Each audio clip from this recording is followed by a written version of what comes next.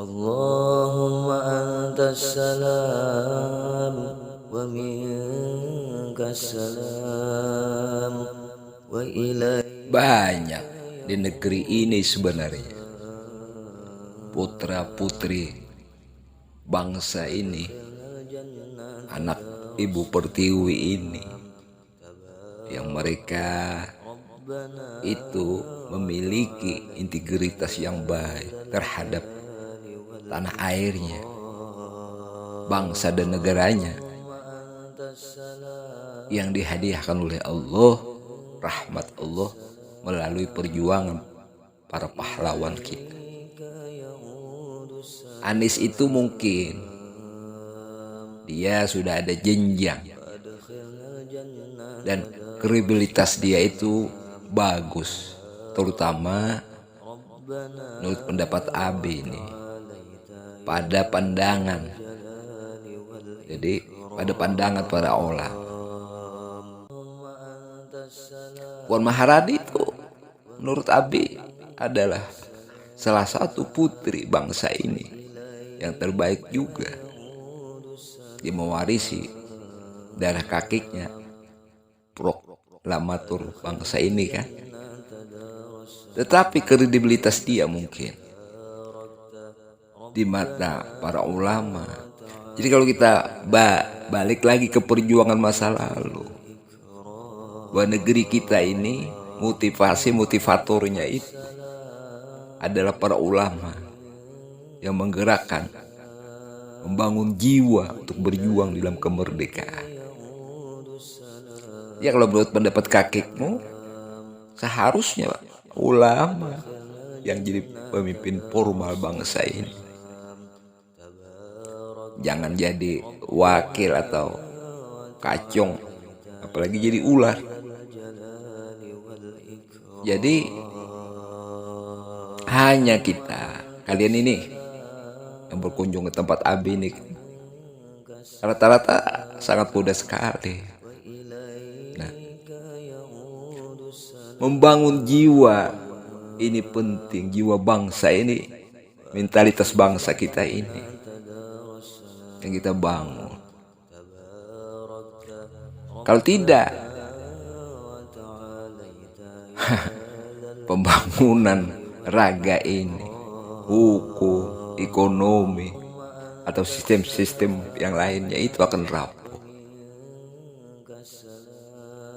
Jangan lupa bahwa kita ini berada di lingkaran staf ahli Fir'aun itu, Haman, seluruh bangsa dan negara di mana jua pun mereka ini ada. Mereka ini sejak zaman nabi-nabi terdahulu diutus untuk mengukur keimanan kita kepada Allah.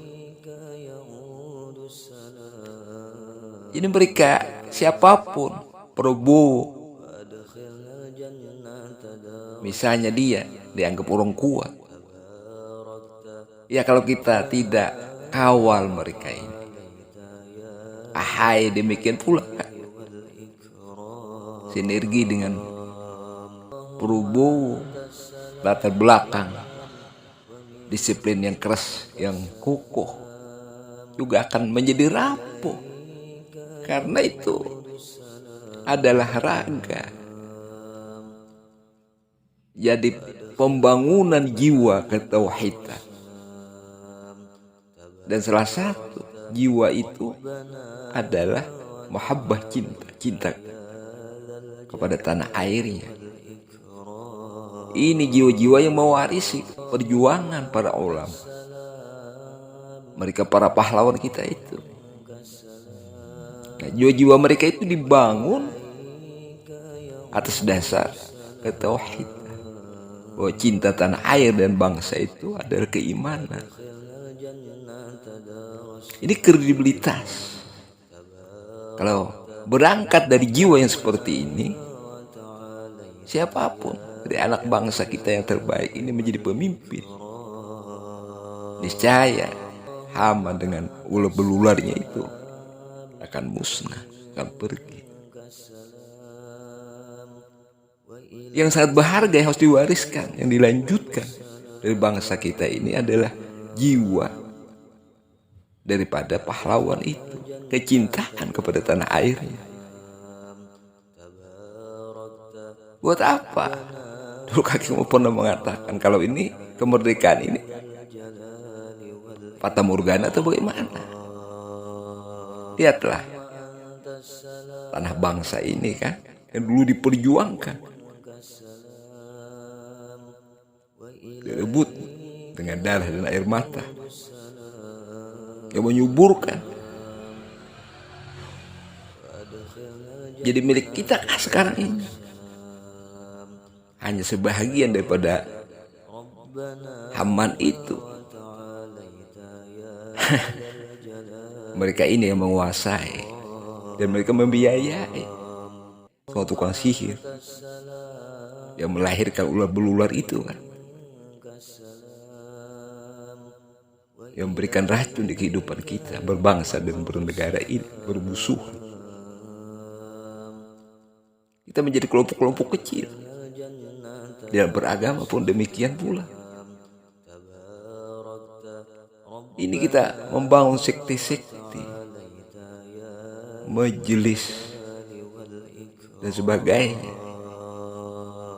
Tidak ada jembatan yang menghubungkan. Kita terlalu banyak membangun gedung.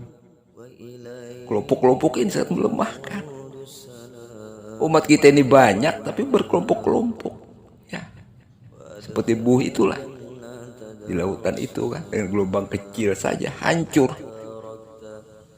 Mudah-mudahanlah kita ingat kan perjuangan para pahlawan kita. Sebenarnya ulama-ulama kita muda kita ini potensi. UAS misalnya salah satu daripada tokoh ulama muda kita. Ini harus punya tanggung jawab seharusnya dia. Nah, ulama kalau cuma amal ma'ruf dan tongkatnya itu seharusnya melambangkan, ya mesti memegang nahi mungkar. Baru apa yang dia umumkan itu bisa terrealisasi dengan baik. Ya paling tidak dialah bagian yang menjadi oposisi. Oposisi itu kalau ulama itu royal, dia akan mengingatkan yang hak dan yang batil. Jadi kalau ada ulama yang sudah menjadikan tongkatnya itu sebagai nahi mungkar, nah ini sebenarnya yang disebut wa atiullah wa atiur rasul, dan taat kepada pemimpin. Pemimpin tadi sebenarnya adalah ulama. Karena ulama ini yang mewarisi kepemimpinan Rasulullah. Rasulullah sebenarnya pemilik yang diserahkan oleh Allah sebagai khalifah semesta sekalian alam. Ini milik daripada baginda Rasulullah. Dan ulama itu dipersiapkan untuk mewarisi ini, untuk melanjutkan kepemimpinan, kekhalifahan di muka ini, di muka bumi ini, supaya perjuangan Rasulullah amal ma'ruf nahi munkar ini bisa berjalan terus, bisa terrealisasi sekalipun sampai kiamat misalnya, dengan dilanjutkan oleh para ulama. Haman yang menebarkan kemungkaran ini harus dilawan. Dan mereka ini akan menguasai sistem, atau mereka ini justru menjadi sistem. Nyatakah atau begitu halus mereka berada, dan ulama mereka itu bagian daripada yang disisipkan pada tiap undang-undang itu. Mudah-mudahan kampanye Rasulullah fastabiqul khairat ini kita dukung bersama. Dan jika demikian keadaan bangsa dan negara kita, jagalah persatuan dan kesatuan. Ini negara NKRI yang dijaga keutuhan, jangan hanya sebuah semboyan. Kalau tidak, kita berada di genggaman Firaun itu selamanya.